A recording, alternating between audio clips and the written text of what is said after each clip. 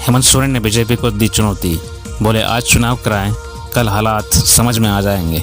झारखंड के पूर्व मुख्यमंत्री हेमंत सोरेन जेल से रिहा होने के बाद बीजेपी के खिलाफ आक्रामक हैं। झारखंड मुक्ति मोर्चा के कार्यकारी अध्यक्ष हेमंत सोरेन ने शनिवार को कांकेर रोड स्थित सीएम आवास के बाहर कार्यकर्ताओं को संबोधित किया। इस दौरान उन्होंने कहा कि आप लोग विधानसभा चुनाव को लेकर तैयार हो जाइए। उन्होंने भाजपा को चुनौती देते हुए कहा, हमने सुना है कि झारखंड में विधानसभा चुनाव समय से पहले कराने की तैयारी चल रही है। मैं तो उनको चुनौती देता हूं कि वो चुनाव की घोषणा कल कर दें, परसों उनको हालात समझ में आ जाएंगे। कार्यकर्ताओं से हेमंत सोरेन ने कहा कि आप लोग डटे रहें, क्योंकि किसी भी समय ये लोग अपने मन के मुताबिक काम करेंगे, चुनाव की घोषणा करेंगे, लेकिन इस संकल्प के साथ आप काम करते रहे कि झारखंड राज्य है तो झारखंडियों की ही सरकार बनेगी। मुख्यमंत्री ने अपने संबोधन में कहा कि मुझे सुनियोजित तरीके से जेल में डाला गया, इस साजिश को समझने में देर हुई। खैर कोई बात नहीं, मुझे न्यायालय से न्याय मिला और न्यायालय के आदेश में जो कहा गया आज पूरा देश पढ़ रहा है। पूर्व मुख्यमंत्री हेमंत सोरेन ने कहा कि आज 5 महीनों में यह राज्य शायद और आगे बढ़ सकती थी। राज्य के विकास को हमने गति देने का प्रयास किया था, उस रफ्तार को और गति दे सकते थे, लेकिन इनको डर था कि अगर हम और ज़्यादा समय रह गए तो राज्य में भाजपा के लोग दिया जलाकर ढूंढने से भी नहीं मिलते।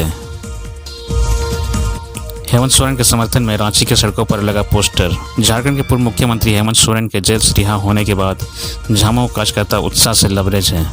वे उनके आगमन पर जश्न मना रहे हैं। अदालत का फैसला आने के बाद से ही रांची की सड़कों पर उनके पोस्टर लगने शुरू हो गए थे।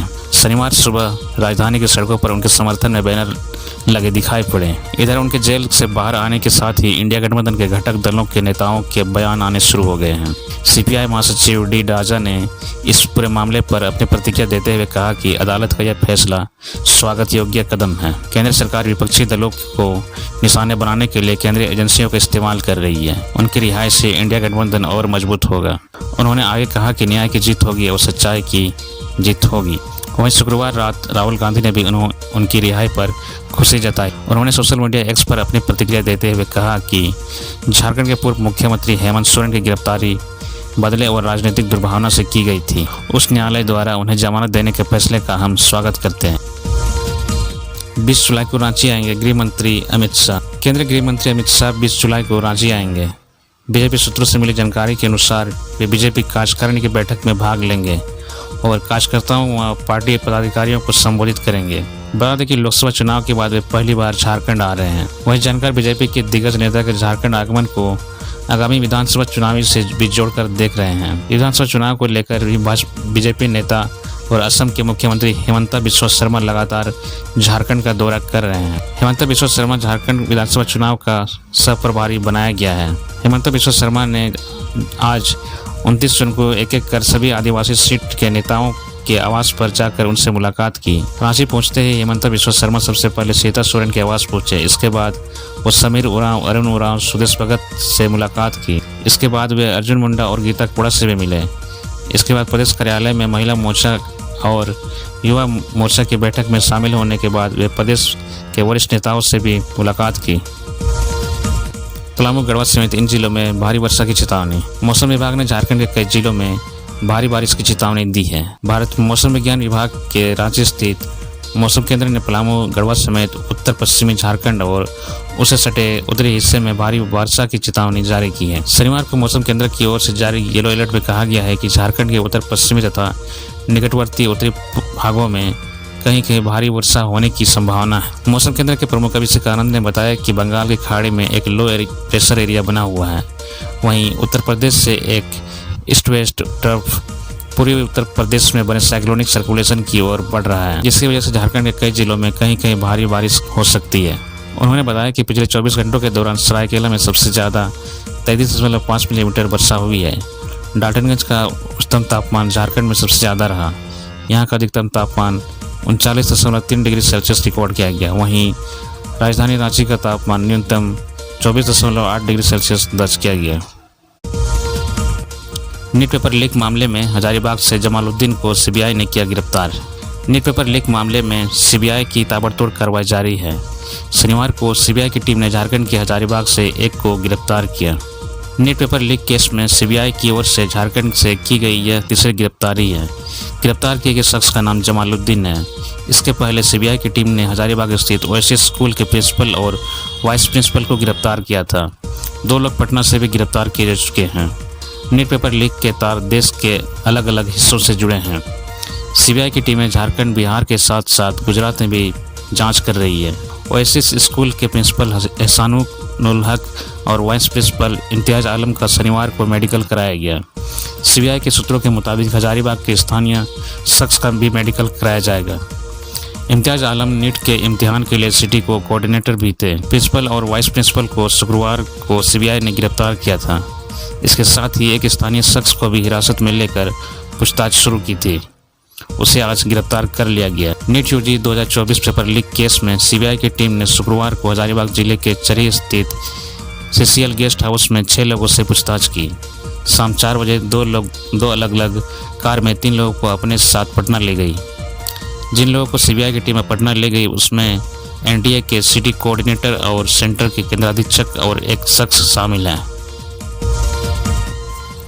रांची स्टेशन पर प्लेटफॉर्म और ट्रेन के बीच में गिरी युवती। रांची रेलवे स्टेशन पर एक युवती चलती ट्रेन में चढ़ने के दौरान रेलगाड़ी और प्लेटफॉर्म के बीच में गिर गई। युवती धनबाद अलपुजा एक्सप्रेस ट्रेन जब चल पड़ी थी तब उसमें चढ़ने की कोशिश कर रही थी। कुछ दूर तक दौड़ लगाने के बाद ट्रेन पर चढ़ने के लिए छलांग लगाई, लेकिन वह चढ़ नहीं पाई, बल्कि युवती ट्रेन से गिर गई। देखते ही देखते वह चलती ट्रेन और प्लेटफॉर्म के बीच में गिर गई। वहां मौजूद आरपीएफ के जवानों ने तुरंत गार्ड को इसकी सूचना दी। गार्ड ने ड्राइवर के साथ समन्वय बनाते हुए ट्रेन को स्टेशन पर ही रुकवा दिया। इसके बाद ट्रेन से नीचे गिरी युवती को उसमें से बाहर निकाला गया। शुक्रवार को शाम के करीब 4 बजे रांची रेलवे स्टेशन पर यह घटना घटी। जैसे ही युवती ट्रेन के नीचे गिरी, ऑपरेशन सेवा के तहत आरपीएफ के कर्मचारी तत्काल उसकी मदद के लिए पहुंच गए। आरपीएफ के कर्मचारियों ने ट्रेन और प्लेटफॉर्म के बीच रेलवे लाइन के किनारे गिरी युवती को किसी तरह खींचकर बाहर निकाला। आरपीएफ के कर्मचारियों ने तत्काल इसकी सूचना स्टेशन मास्टर को दी। स्टेशन मास्टर की पहल पर रेलवे के डॉक्टरों ने युवती का प्राथमिक उपचार किया। डॉक्टरों ने कहा कि उसके पैरों में मामूली खरोंच आई है, किसी तरह की कोई गंभीर चोट नहीं। इस बीच युवती के पिता को इस घटना की सूचना दी गई। प्राथमिक चिकित्सा के बाद युवती को उसके परिजनों के हवाले कर दिया गया। उसने बताया कि उसे तमिलनाडु जाना था। स्टेशन पहुंचने में देरी हो गई। जब तक वह स्टेशन पर पहुंची, ट्रेन खुल चुकी थी। उसे लगा कि वह ट्रेन भागकर ट्रेन पकड़ लेगी। इसी कोशिश के दौरान वह ट्रेन से गिर गई और रेलवे प्लेटफॉर्म और ट्रेन के बीच में जा गिरी। गोड्डा की प्रेरणा मिश्रा से मन की बात कार्यक्रम में मोदी कल करेंगे बातचीत। प्रधानमंत्री नरेंद्र मोदी की तीसरी बार प्रधानमंत्री बनने के बाद 30 जून को मन की बात कार्यक्रम को संबोधित करेंगे। 30 जून को प्रसारित होने वाले इस कार्यक्रम में प्रधानमंत्री गोड्डा जिले के पुड़ैयाहाट के दाड़े गांव के लोगों से बात करेंगे। जानकारी के अनुसार प्रधानमंत्री दाड़े गांव की बेटी प्रेरणा मिश्रा से मन की बात साझा करेंगे। प्रेरणा मिश्रा गांव में रहकर महिला संगठन चलाते हुए स्टार्टअप के माध्यम से ई कॉमर्स बिजनेस चला रही है।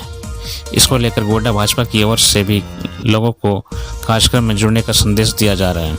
इस कार्यक्रम के माध्यम से दाड़े गांव तक प्रधानमंत्री की नज़र डालने के लिए गोड्डा सांसद डॉक्टर निशिकांत दुबे की बड़ी भूमिका बताई जा रही है। दाड़े गांव की रहने वाली प्रेरणा मिश्रा के पिता पीके मिश्रा आसनसोल डिवीजन के डीआरएम रह चुके हैं। एमबीए की पढ़ाई कर चुकी प्रेरणा दुनिया की कई नामी गिरामी कंपनियों में काम करने के बाद उसे अपने गांव और मिट्टी से जुड़कर काम करने की इच्छा हुई है। बेंगलुरु से दाड़े पहुंचे प्रेरणा ने गांव की महिलाओं को साथ लिया, एक SHG बनाया। उसमें करीब 60 महिलाओं को जोड़ते हुए नेचरशिप एंटरप्रेन्योरशिप दाड़े के नाम से उद्यम शुरू किया। स्टार्टअप के तहत ढेकी व जादा आदि से पीसकर परंपरागत तरीके से चावल, सत्तू, मसाला, आटा आदि का उत्पादन कर सीधे बाजार में बेचने का काम करने लगी।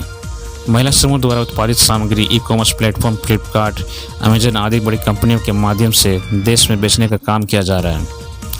लोकसभा चुनाव में प्रचार के दौरान सांसद डॉक्टर निशिकांत दुबे ने प्रेरणा मिश्रा के काज को देखकर काफ़ी खुशी जाहिर की थी। सांसद ने प्रेरणा से वादा किया था कि उनके स्टार्टअप को आगे बढ़ाएंगे।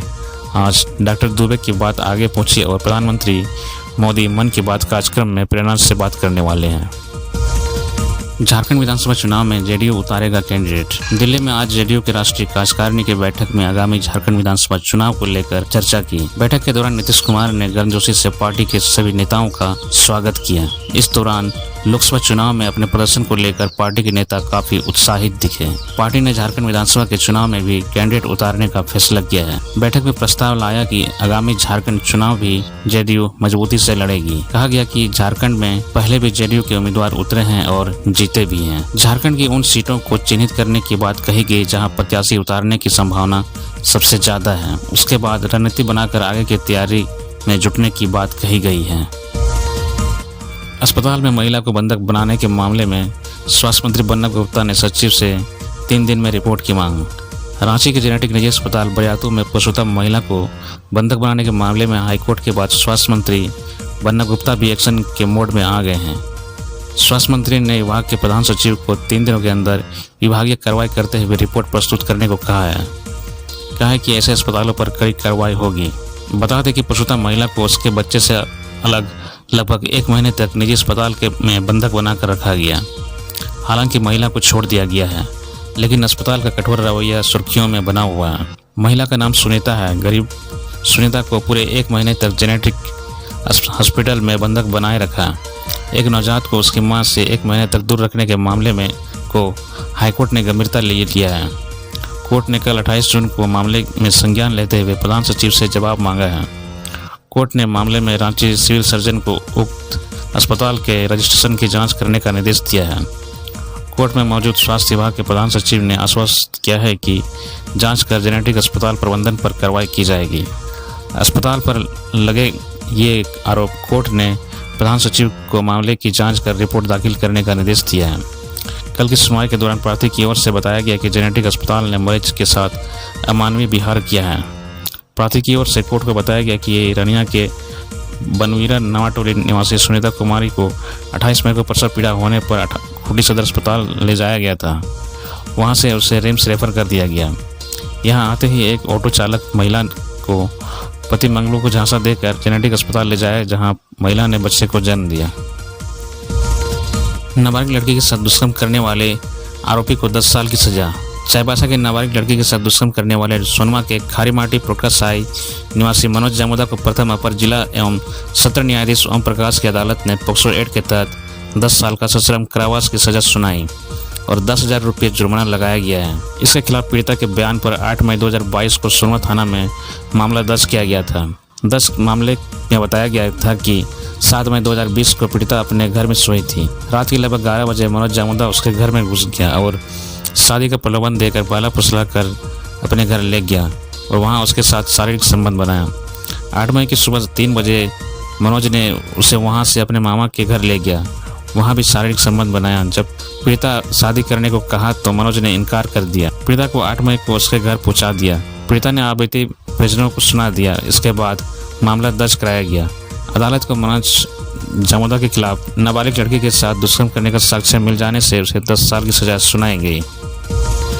जगन्नाथपुर थाना के 2 सब इंस्पेक्टर समेत 7 पुलिसकर्मी सस्पेंड। जगन्नाथपुर थाना क्षेत्र के बिरसा चौक के पास स्थित डीपी ज्वेलर्स में अपराधियों ने शुक्रवार को भीषण लूट की घटना को अंजाम दिया था। साथ ही लूट के दौरान अपराधियों ने दुकान के मालिक ओम वर्मा को गोली भी मारी थी। इस घटना पर एसएसपी चंदन कुमार सिन्हा ने एक्शन लिया है। चंदन कुमार सिन्हा ने कार्य में लापरवाही बरतने वाले जगन्नाथपुर थाना के 2 सब इंस्पेक्टर पंकज कुमार और शैलेंद्र सिंह समेत 7 पुलिसकर्मियों को सस्पेंड कर दिया है। इसमें एक वायरलेस पुलिसकर्मी, इसके अलावा बाकी जमादार और सिपाही स्तर का पुलिसकर्मी शामिल है। गौरतलब है कि बीते दिन जगन्नाथपुर थाना क्षेत्र के बिरसा चौक के पास स्थित डीपी ज्वेलर्स में अपराधियों ने 1 करोड़ 40 लाख रुपये के जेवरात और 3 लाख रुपये नकद लूट कर फरार हो गए थे। इस दौरान जेवर दुकान के मालिक ओम वर्मा को लूट के दौरान अपराधियों ने गोली मार दी।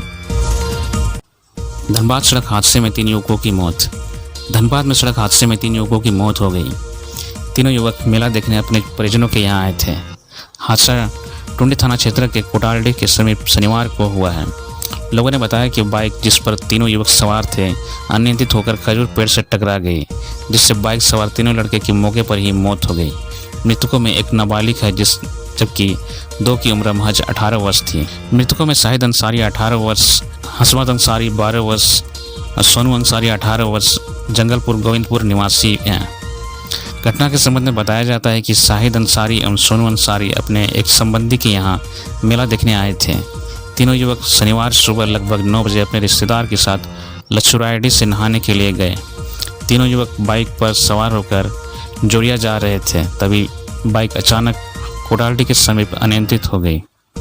इस बीच बाइक ने खजूर पेड़ में जोरदार टक्कर मार दी। इससे मौके पर ही तीनों युवकों की मौत हो गई। आनंद फानंद में परिजन एवं ग्रामीणों ने तीनों युवकों को एम्बुलेंस से SNMCH धनबाद पहुंचाया। यहां डॉक्टर ने तीनों को मृत घोषित कर दिया। इधर घटना को लेकर परिजनों की चीख पुकार से माहौल गमगीन है।